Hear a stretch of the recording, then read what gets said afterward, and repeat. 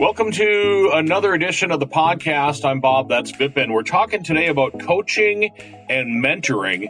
And one of my favorite jobs I've had ever in my whole life is being a father. And I know that that's a big coaching and mentoring job itself. But, it started earlier in life for myself. I was a big brother with Big Brothers, Big Sisters in the Cooley region. And I did that for multiple years before I became a father. And I really enjoyed it. I really loved spending time helping people learn, helping people to be the best person that they could be. And it kind of spilt into what I did for a career, being a radio personality, getting into being a father, and just going on with my whole life. And I'm sure, Vipin, that a lot of that is probably in your wheelhouse as well. You probably enjoy spending time helping people out, as I can tell. It's probably one of the best. I don't know what word you used. One of the best jobs you've ever had. One of the best roles you ever had. And so for me, mentoring others and coaching others is really important to me. It brings me joy, especially when I see growth in people. And that's kind of the thing that I love doing the most. And that's why I thought we'd talk about it today. I also have had professional coaches, professional mentors. So I want to talk about a couple of those experiences, and then talk about why is that important for growth for individuals in their personal life and also in their professional life. So let's kind of talk about that then. So what made you get into the whole mentoring thing? I joined Toastmasters after college. I think I might have told the story once before. There was a woman named Sarah that gave a valedictorian speech in my college and at graduation. And she picked this incredible story about life being the different stages of life being different paintings. And she was talking about the story of her college experience and how she learned so much and how this painting had this particular visual and this effect and this thing. And she was so articulate and so incredible. I was shocked to saying, oh my God, that's Sarah. I met her freshman year. I can't believe she's up there blowing our socks off and how amazing she is. Well, I came to find out that Sarah was the president of the Toastmasters Club at my university. She had been there 4 years working on her public speaking. And I thought the shy little girl, or not little girl, but shy girl, woman, was able to articulate such a great storyteller. So I went out after college back to Minnesota and joined a Toastmaster group. And within that group, I got a couple of friends and a mentor. And the mentor was from IBM. And he and I would have coffee once in a while. And I want to talk about two mentors from that group. So Toastmasters is for public speaking. It's essentially a group that you get together once a week. You get together for an hour. There are structure to it. It's often considered one of the best personal development organizations in the world because a lot of people fear public speaking. But it isn't just about public speaking. It's about communicating your thoughts and your storytelling in whatever format that you want to tell it in. And so there I met this guy named Tim, and Tim was an African American executive at IBM, and he coached me and mentored me. And when I had a business that I had started, and that business, when I shut it down, I was talking to Tim about getting a job. And he said, Vipin, it doesn't matter what kind of a job you get, a professional job, entry level, but what matters most is the industry that you're in and the company that you work for. And I interviewed with a company called Gartner. I told him about it, that I had this interview, and he's like, oh my God, Vipin, you have no idea how big and powerful this company is. You got to land this job. This is going to build your career. And Gartner was the premier IT consulting and advisory firm, considered by almost all the executives in technology to be the most powerful technology company. And so I got lucky. I ended up getting the job, but that was partially because of Tim. I had no clue who Gartner was. I'm just a kid out of college, a couple of years after. And Tim had a huge impact on my life. Gartner ended up moving me to Seattle, ended up getting me in an MBA program at Seattle University. They paid for it while I worked full time. There, I met some co-founders of my startup that I started in 1999. So just this guy's mentorship and some insights that I listened to, that I followed, led my career and my location to move across country and build a life for myself. So that was my first mentorship experience. I know that you mentioned about Toastmasters being a thing because most people hate public speaking. Like, was a radio guy for a lot of years, and I could talk a lot in a studio. But when you get me in front of people, I hate it. And I took Toastmasters and I did some public speaking classes, and I've interviewed a lot of people that are public speakers and asked them about the secrets of doing it. And for me, I am not a public speaker at all. That's shocking to me. I dislike it. I can do it. That's shocking to me, actually. Really? Yeah, Yeah. you know what it is I get in my own head, and I think that I got to learn to not be in my own head. Yeah. It's funny. We think, and you and I have talked about thinking and being in our head a lot in the last 2 years.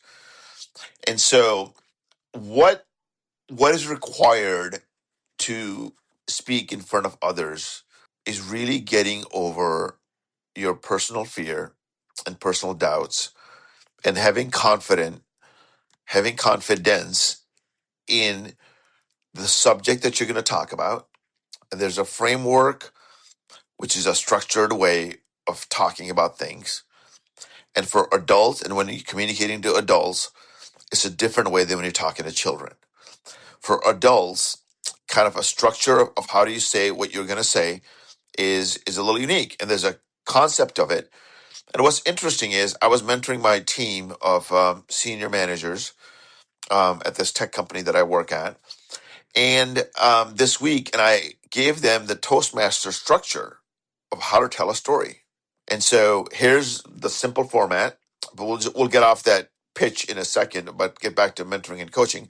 But I was mentoring them in the art of storytelling. And what it is you enter with a bang, you make a particular statement or a little story that grabs their attention. And that story should tie into what you're going to talk about. So you enter with grabbing their attention, you tell them what you're going to talk about, and you tell them why that's important. Why should they listen for the next 5 minutes or the next hour? You got to get that up front. Why is it important? And then you go tell them in detail with usually bullet points, stories and or process and or points that you want to make throughout the thing. And you keep telling them why it's important to them. And then at the very end, you summarize what you told them. And the last thing, which is really important, is the action items. What do you want to leave them with? What is it, the end of it? They're probably not going to remember everything. So it's best to summarize into 3 things that you want them to walk away with. And then you leave with a boom. Then you have another story about those 3 bullet points and how that makes sense. So that's really the simple framework of telling a story and or communicating in any sort of a format, in a professional way or individual way. Tell people why it's important to them, why it matters, what it is that you're going to tell them in detail, and then summarize what you just told them. So for a personal communication talks you're going to have with your partner or you're going to have with your friends, you can follow the same framework. Why is it that you're asking this question? What is it that you're talking about? Now, you can have a jovial conversation about football or music or theater or whatever. That's fine. But if you're trying to make a point, trying to convince someone, or trying to just influence, that's the structure that you follow. So that I learned from Toastmasters. Now let's talk about another mentor that I had. Same from Toastmasters. So listening to Tim and others, I went to Land O'Lakes headquarters in northern suburbs of Minneapolis or St. Paul, north of Roseville. They got a big campus there. And I went there around 7 o'clock for a meeting with Toastmasters. This guy got up there. His name was Bruce. And he spoke. And he was incredible. At the end, I walked up to him and I'm like, hey, this is a great speech. And he was the president of Toastmasters International, the whole thing, in the whole country. He happened to be from Minnesota at the time. And so I gave my business card and I went on and I had my business at the time. And 2 days later, maybe 3 days later, I get a thank you card from this executive who's the president of Toastmasters. And he says to me, Your enthusiasm for learning is going to be the key to your success in your life. I think you've taken that to heart. I have taken that to the heart. That's kind of what my deal is all about. For the last 2 years, being your friend and partner in this podcast, I can tell that education is a huge thing to you, because I mean, you're always talking about all the books that you're reading and all the things that you're trying to learn. And I think that was a pivotal moment in your life, Vipin. It was a huge moment, so much so that I think it was 1994. I wanted to understand the word enthusiasm. And so enthusiasm comes from a Greek or Latin word called enthos. And enthos means God within. So what's interesting is enthusiasm is a word that we use for professional way of saying that I'm feeling excited. You're excited about something, you're enthusiastic, right? So that was interesting. So I actually went out. Internet 1994 was just nascent. I think actually I bought some books on online through AOL or something. I was on AOL right away. And I reserved the URL enthusiasm.com. And that ended up being my company in Seattle. Because of the URL that I got, Enthusiasm, I am today, and I was before, known as Mr. Enthusiasm. And that's the excitement in a professional way that I bring to everything. And so another pivotal point, ended up building my life, ended up creating an internet company. We've talked about that multiple times. So two mentors helped me through that. Now let's talk about mentors can just give you a little advice that can be pivotal. And what they do is they awaken the giant within you by seeing something in you and highlighting the fact that, hey, you're onto something. Hey, you're really good at something. Or hey, you may want to look at this thing over here that could really help you. And if you take that to heart and learn about it and go after it with enthusiasm, you go to interesting things. So let's talk about coaching. Um, I didn't really have. I went through a lot of professional development training as part of my career with Gartner, and so I always loved to learn. And they had this huge, like week-long courses on how to communicate and work with executives, how to make decisions, how to influence them with your sales tactics and things like that. And these are strategic things. These aren't like how to communicate with someone and how to persuade them to buy your product. That ends up happening as a byproduct of what you're doing, but not as a way to communicate. Don't be a sleazy salesperson. They were talking about building professional relationships with individuals based on what is important to them about their business problems that you're trying to solve. What is it that you have, and try to match that. And if there's no match, there's no match. But if there is a match, trying to get to the root cause of what it is that they're trying to solve for, really understanding the customer from a pain standpoint. So that has served me quite a bit. And so when I ended up starting my second company, I had succeeded in the sense that I had run that into a multi-million dollar run rate. Run rate means sales. We're going to be multi-million within a year. And within a year, in a really bad time in 2001, I created this company, and it was a consulting company. But I was failing as a leader. I was too pushy, too aggressive, too hard on my employees. I was super driven, but I wasn't very empathetic. I wasn't a very good listener. I was definitely not calm and centered. I Were was you loving? I definitely was not loving. I cared a lot about people, but I definitely wanted to go a particular way, and it was my way or the highway. And it was a wrong way. And I was just a kid. I was 32 years old, and it's you can't expect a 32-year-old who happened to make a few $1 million to expect to know how to be a great leader or a great tech leader or whatever. So I failed at that. The company ended up selling for a few pennies on the dollar. But in the process, my team got together and they said, you should hire a coach. So I went to one of my business partners. I said, you know somebody? So a woman um, who had graduated from Dartmouth, which is a Ivy League school, and an MBA, she ended up coaching me, and it was very expensive. I remember like being like $2,000 or $3,000 a month. But at the time, I had the money, and I really needed the coaching. And one of the things that she said to me was, you need to take it easy on yourself Be very thoughtful, because how you're being is how you're impacting others. It doesn't matter what you say, it's how you say it. And one of the things he also told me was, one day a week, work from home. Don't show up at the office so others can do their job without being distracted by you. As a leader, we get in people's business and we try to micromanage sometimes when you're green.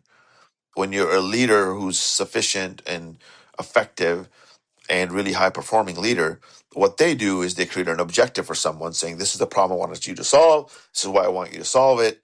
Go figure it out. If you have any questions, let me know. You go figure out how to do it. You're smart. That's why we hired you. Go figure it out and do it. A bad leader will say, here's how you got to do it. I want you to do the 4 steps. I want you to report back to me by tomorrow what you did in the 4 steps. Adults are not kids. They don't need a way to show how to do it. Sometimes they need direction. Sometimes they need a how to mentorship. But most of the time, they can figure it out with some guidance from you. Now, you don't want to throw them to the dogs and just say, hey, go figure it out. You want to give them some sort of a guidance. And hopefully you hired people that are smart, that are capable, and that competent in the particular area that you hired them. So that was a huge coaching experience. So I had coaches throughout my 30s and early 40s. And I have a coach now, as I've talked to you about before. And we talk about life related issues and business issues and things like that.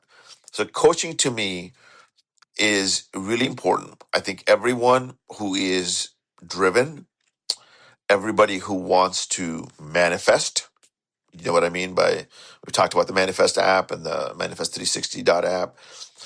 Anybody who wants to go do something and is ambitious needs a teacher, a coach, a mentor of some sort who has expertise in that area that you're trying to get ahead in, trying to um, get a goal accomplished. So that is why I think it's really important. It's not that because I'm selling a coaching product, which I may be down the road on the Manifest 360 app, but that's not the main focus right now. The main focus is to have kind of a structural way of learning and going through it. So coaching, I think, is really important. Have you had any mentors or coaches in your life that have really made a big difference, Bob? I have. Ray Slattery comes to mind. I went to college right out of high school. I got an associate's degree in broadcasting. I ended up getting into broadcasting. And then many years later, 2016, my oldest son went to college at Western Technical College, and his class was granted. It was a grant class. He had to pay for part of it and whatnot. And I helped him out with his homework, and I really enjoyed doing it with him, teaching him things. So I signed up for this class that he was in, and it was still being offered as a grant. And the instructor there, his name was Ray Slattery. He was big into sales and processes and things like that. So I took that class. I ended up graduating top of my class. I was the oldest person there, but I got a 4.0 the entire year and a half of going to school. Okay. I actually enjoyed doing homework, and I had a chance to talk with him, and I actually developed a friendship with Ray, and he's been a big part of my life. What did you learn most from him? Well, listening was one of the things. I mean, being a talk radio guy, I did a lot of talking, obviously, but listening, asking a follow up question, just basically how to build friendships. I know that sounds weird. It sounds like something that we've done our entire lives, but just really being a good, learning how to be a good friend, learning how to be a good listener, learning how to ask the next question that will put somebody that you're going into sales with at ease and try to help them to uncover the problems that they have. It's interesting that you use the word friendship. And I want to pivot that just a little bit. Friendship is a part of it, it's the outcome that's really good. And hopefully, we can take all of our relationships into friendships, professional or personal, right? And so, what was really interesting about that is you started talking about sales and you started talking about trying to influence people. And so, you're really building a professional relationship. And in that professional relationship, sometimes they become so, if you're good at it, and if you actually listened and had empathy and you connected with them, chemistry was there. The result that you mentioned was friendship. It started out as a teacher student relationship, yet the empathy and the active listening, the skills that you learn, you appreciated and utilized, And he, as a mentor and a teacher, loved the fact that one of his students was actualizing what he had taught, what he wanted to teach, and was making a go of it. And so you ended up building a relationship. Oftentimes, a friendship is what you want to be in. Now, this can happen at a rapid rate. It can happen within an hour with someone, or it can take a while. So I want to take a couple of examples. Um, I'll just talk about the most recent one. 2 weeks ago, Thursday, I was talking to a publisher, decent sized publisher, but a boutique publisher of business books. Okay. He's interested in publishing my book. He is very experienced. He spent 20 years as a director at a top five business book publishing company. He is also our age, Bob. And this gentleman and I are talking, and my agent is there, and he is in a town called Nashville, and my agent is in New York. And we're talking to this guy, and I don't want to use his name at the moment because the deal's not done, and I don't want to talk about the details of it. The chemistry that we developed by him asking certain questions of myself and me asking certain questions of him, actively listening, pivoting to certain topics, bringing it back to certain topics, how we structured that whole thing was free flowing, but I had a list of 6 questions. I guided him in certain areas. He guided me in certain areas. At the very end, he said to me, he goes, "Hey, if you're ever in Nashville, come see me." He wants to develop a friendship. That's really what that is. At the end of 1 hour of a conversation, a friendship was being offered at that point, right? Nobody's going to want to come see you on a personal time in a town unless they're interested in a friendship. So that was a byproduct that happened to me 2 weeks ago because I know I'm skilled at listening. I'm skilled at communicating. Through all of these years of experiences in business and personal relationships, I was able to get there within an hour. Now, let's talk about a relationship I had with a professional. I was interviewing for a job almost 4 years ago, and this gentleman and I got along so well. He tried to hire me. He couldn't at his role, at his company. And he ended up, he's from Sweden. He was the vice president of e-commerce at this big multi-billion-dollar company. And at the last minute, I didn't get the job. But we stayed in touch. It's like, "Hey, I really like you, blah, blah, blah." Within 2 weeks, their organization changed. He had more responsibility, and he had me go through an interview for a different role within this company. And the different role was actually better suited for my success than the role he was originally asking me for. Had more influence, had more impact to the organization, ended up getting the job. And to this day, this gentleman lives in Chicago. He's a mentor slash friend. We've gone out for beers. I drink non-alcoholics. He drinks regular beers. We've gone out for dinner. Amazing guy. So all because of a communication interview. We've taken that professional relationship. He ended up being my boss for a year and a half. And then we both went our separate ways due to the company's structure. They had to realign and get a new CEO. The company was having a hard time. And so they basically cut almost all their leadership, which I was a part of. And we both got cut at the same day back in 2022. Anyway, so this is a friendship, like you said, with this guy that you had. I developed the same kind of thing. He was a mentor and boss, ended up being really good friends. And I just talked to him a couple of weeks ago. So mentorship can lead to friendship, and coaching can also lead to friendship. Yet the key thing is to apply the learning that you get from someone. And as a coach, there's nothing better than to see one of your coachees or students benefit from what you're trying to teach. And at the heart of this whole thing, this podcast, Manifest 360, which we're focused now on, and this idea of the book that I'm writing is to help other people grow and get what they want in life by living a life of purpose and prosperity. I feel like we've done a good job explaining that lately. We've gotten tighter on our messaging. I feel like my skills are better suited for this now than ever before. I have credibility and I have authority based on my experience, based on what I do today, based on my skills.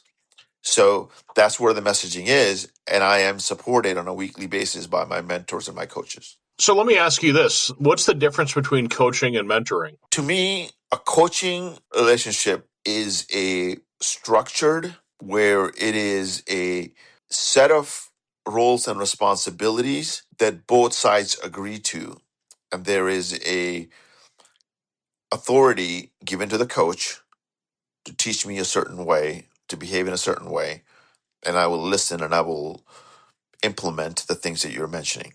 As a coach of a football team, Mike McDonald came in a couple of years ago, built a culture at the Seahawks. People bought into the culture. He developed his players.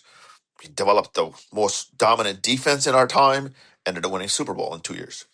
A coach teaches his players how to be the best that they can be. It's a very structured, authoritative kind of a relationship. A mentor serves a similar function, but it's not as structured, and it isn't a commitment of full time and or structured once a week. As a mentor, you can meet with somebody once a week, but a coach is more committed to your development. And oftentimes a coach requires a payment, an exchange of value of some sort. A mentor does it for free. That's probably the biggest difference. But a coach hires player or a student pays for the coach, depending on the organization. Sports, that's the game, but most business executives, most technical executives, and most people that want to grow need a coach. They need a structured way to grow by people who've been there and done that. That makes a lot of sense. So you have any final thoughts today, Vipin? Yeah, I highly recommend that individuals, people that were listening to this, go out and start the process of getting a mentor first. It's the first step. A mentor is someone who is willing to help you grow without asking for anything in return. Somebody who's been there, done that, somebody who has the chemistry to help you. They're not asking for anything in return. A coach usually is a relationship where you invest some money into it. Professionals spend anywhere from $100 an hour up to $500 to $5,000 an hour. There are people who pay $10,000 an hour or super executives whose decisions have a huge multi-million or $1 billion impact on their business. So executive coaches make a lot of money. And so I want to use an example of a guy who mentored me in my startup. And he was a general manager at Microsoft at the time. I had heard he was a rising star by one of my investors. My investor put in $100,000 in my company. He's from Microsoft, and he said, "Here's a rising star over there, and I want you to get mentored by him." Strategic advisor is how we called it. That guy gave me 3 hours of mentorship in the next year and a half. So usually be just phone calls here and there, but 3 hours total is what I got out of him over the year and a half. He today, that same guy who was smart and focused and very empathetic, is now running the second most valuable company in the world, Microsoft. The guy's name is Satya Nadella. He's my mentor for a year and a half in Seattle. Now, that same guy, you would think he's got his act together. He doesn't need a coach. I know somebody in my neighborhood in Seattle who actually coached him. And the executive coach was a general manager at Microsoft. So he had a team of coaches that worked for him. But because Satya was one of the top tier leaders within Microsoft, this general manager coached Satya. So this guy ended up telling me how he coached Satya Nadella. And he ended up becoming the CEO based on the executive coaching that he got. And the biggest thing that Satya was focused on is, how do I get better? If you're looking to get better at something, you need a coach. And that wraps up this episode of Manifest 360. If today's conversation sparked something in you, don't just think about it, apply it. Alignment isn't a vibe, it's a practice. Belief, emotion, strategy, and action, all moving in the same direction, That's where momentum lives. Be sure to follow, share with someone building something meaningful, and join us next week as we continue helping you manifest wealth and purpose. Manifest 360 is a podcastforhire.com production.